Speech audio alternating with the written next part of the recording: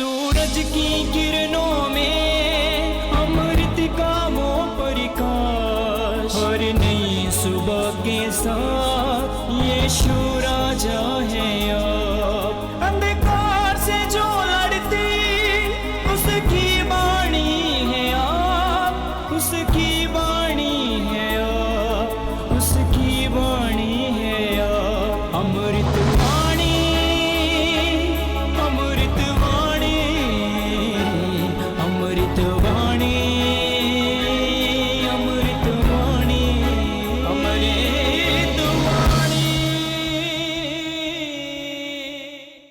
पहला पाठ एजरा का ग्रंथ अध्याय 1 पद संख्या 1 से 6 तक। यिर्मयाह द्वारा घोषित अपनी वाणी पूरी करने के लिए प्रभु ने फारस के राजा सीरूस को उसके शासनकाल के प्रथम वर्ष में प्रेरित किया कि वह अपने संपूर्ण राज्य में यह लिखित राजाज्ञा प्रसारित करे। फारस के राजा सीरूस कहते हैं, प्रभु स्वर्ग के ईश्वर ने मुझे पृथ्वी के सब राज्य प्रदान किए और उसने मुझे यहूदिया के यरूशलेम में एक मंदिर बनवाने का आदेश दिया है। ईश्वर उनके साथ रहे जो तुम लोगों में से उसकी प्रजा के सदस्य है।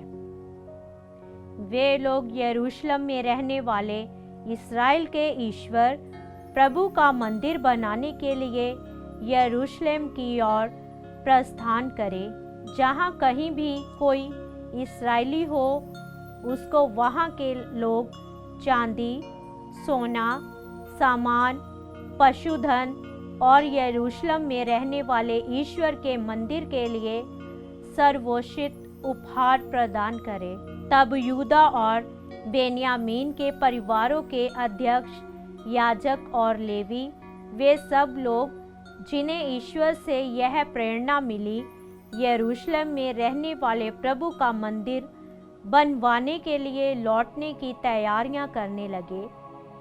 उनके सभी पड़ोसी उन्हें चांदी, सोना, सामान, पशुधन, बहुत से बहुमूल्य वस्तुएं और सर्वोचित उपहार देकर उनकी हर प्रकार की सहायता करते थे।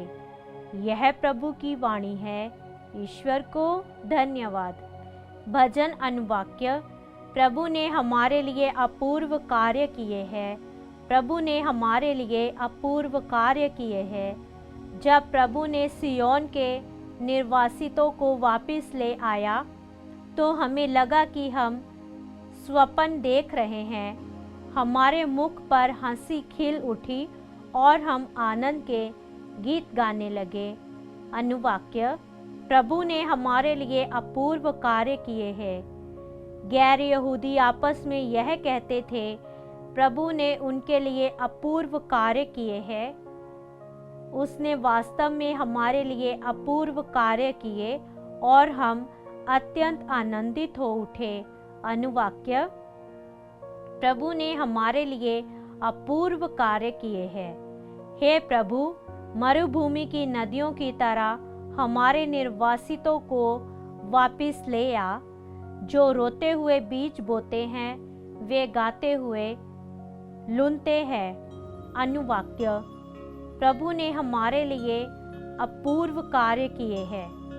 जो बीज लेकर चले गए थे, जो रोते हुए चले गए थे, वे फूले लिए लौट रहे हैं, वे गाते हुए लौट रहे हैं। अनुवाक्य। प्रभु ने हमारे लिए अपूर्व कार्य किए हैं। जय घोष।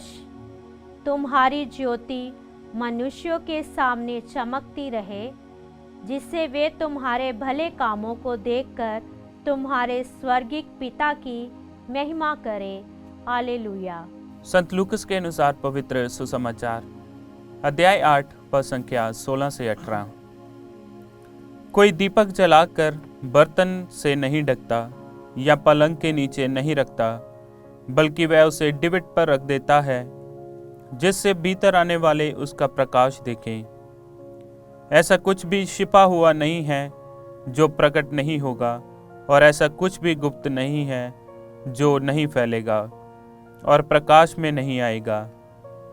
तो इसके संबंध में सावधान रहो कि तुम किस तरह सुनते हो, क्योंकि जिसके पास कुछ है उसी को और दिया जाएगा, और जिसके पास कुछ नहीं है उससे वह भी ले लिया जाएगा जिसे वह अपना समझता है। ये प्रभु का सुसमाचार है। क्रीस की जय।